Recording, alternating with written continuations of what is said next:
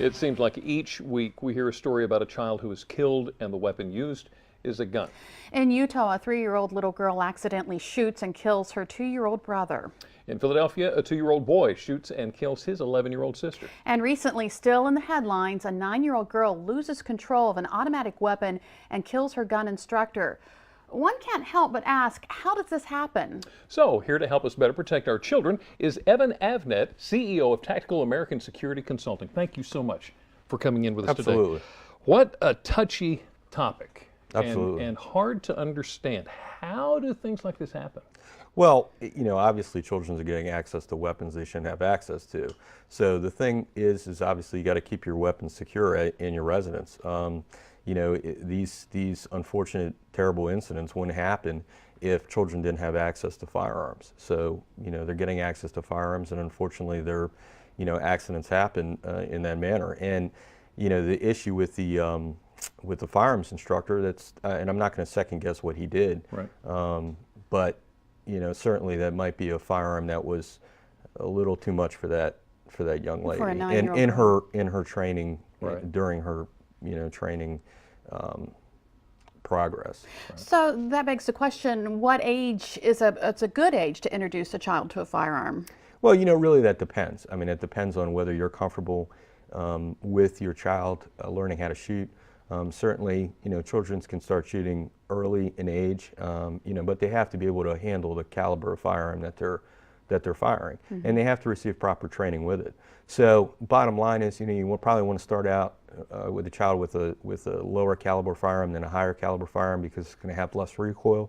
So, 22 caliber, so on and so forth, and then you can start graduating toward larger caliber weapons as they progress in their training and understanding of safety of those firearms. So you've already touched on it somewhat. Whether you're a new gun owner, whether you have several guns at home, there are certain safety measures that you need to keep in mind. Absolutely. I mean, you have to keep your firearms secure while at home. It's a balance between self-protection, obviously, because an unloaded firearm, in my opinion, in your residence, certainly during a home invasion or something of that nature, or early in the morning at 3 o'clock in the morning when someone's breaking into your home, is useless.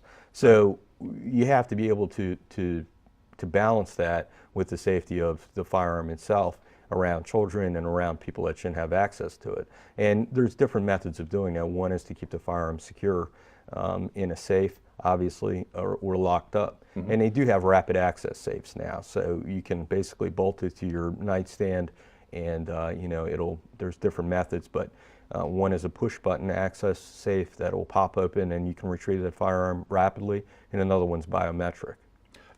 Tell me about the biometric. What if, for instance, I'm just going to lay something out here. Sure. I get a gun, I get a biometric safe, I program my thumbprint into it so that I can get the gun out quickly, but I'm gone for the weekend and there's an invader and my wife is home. Right. Now certainly. what? Well, you can enroll multiple fingerprints in it, so it's not just specific to one fingerprint. As long as as long as those people that you want to have access to that firearm are enrolled in the system, they will be able to access it. Okay. All right, so we have a gun. Obviously, there are some gun safety practices that we should know about. Sure.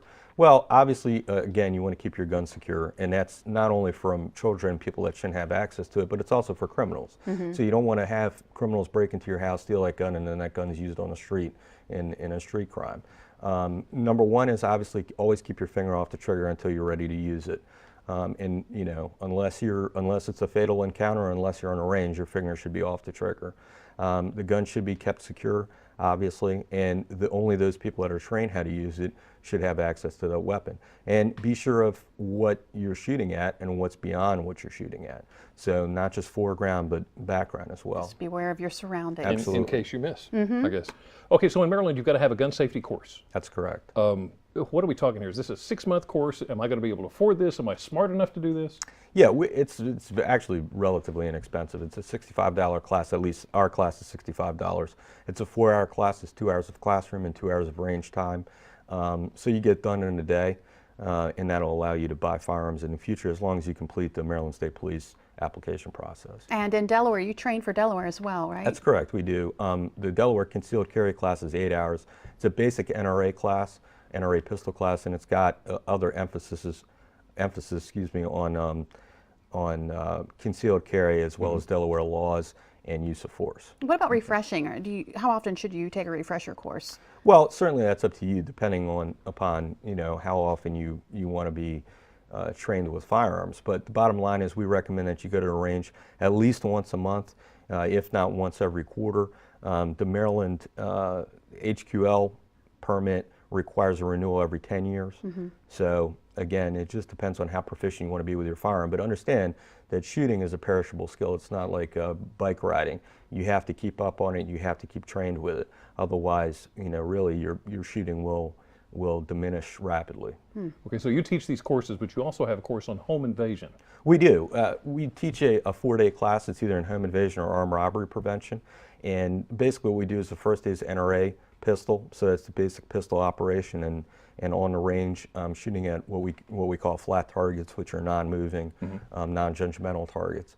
The second day we do tactical pistols. That includes moving and shooting from cover and concealment, what is called slicing the pie, so making yourself less available to the assailant than the assailant is available to you, as well as stress under fire, because bottom line is, or stress inoculated shooting, because bottom line is when you are under a stressful situation, your heart rate's going to elevate, which is going to affect your shooting, and it's also going to affect your judgment. You'll get tunnel vision, you'll get auditory exclusion, basically you won't hear what's going on around you, and you'll lose fine motor control. So judging how you're going to react into that situation is very important. We also teach the line of fire, again, judgmental shooting, so some of the targets will be armed, some will be unarmed. And then lastly, we really amp up the pressure, and we'll put you through a course. If you get too close to the barricades, you'll know it. We'll put some paint rounds into the barricade, and just to add a measure of stress and the idea of survivability in a gunfight, we'll hit you with a paint round while you're on that course. So it's really a 4-day course. The last day of the course, we come to your house and stage home invasions and armed robberies or your place of business. And we do 5 to 8 different scenarios. We evaluate how you react to them both tactically and lawfully. And some encounters will be fatal, some will be non-fatal. Some will just be trespassers or disorderlies or whatever the story is. And then we have you write a police report and evaluate that. So you have to respect the firearm. Firearm's a tool just like anything else, just like a sawzall or a chainsaw. You wouldn't leave your sawzall running on the coffee table around children, hopefully. So therefore, you shouldn't do the same thing with your firearm. It can be a dangerous instrument if used incorrectly. Evan, thank you so much. Yes, sir. Terrific information. And if you would like to learn more about Tactical American Security Consulting, as well as the dates, times, and locations of the various classes they offer, go to WBOT.com and click on our picture at the top of the page. Okay, so we talked about protecting your home, but what about protecting your home during renovations? Up next, our friends from Angie's List show us how to do that while contractors are in and out. From keeping your home safe to keeping your baby safe, we'll hear about a painless new test for your baby called the Diaper Detective, what it detects, and why so many parents are embracing the new invention. Delmarva Life, we'll be right back.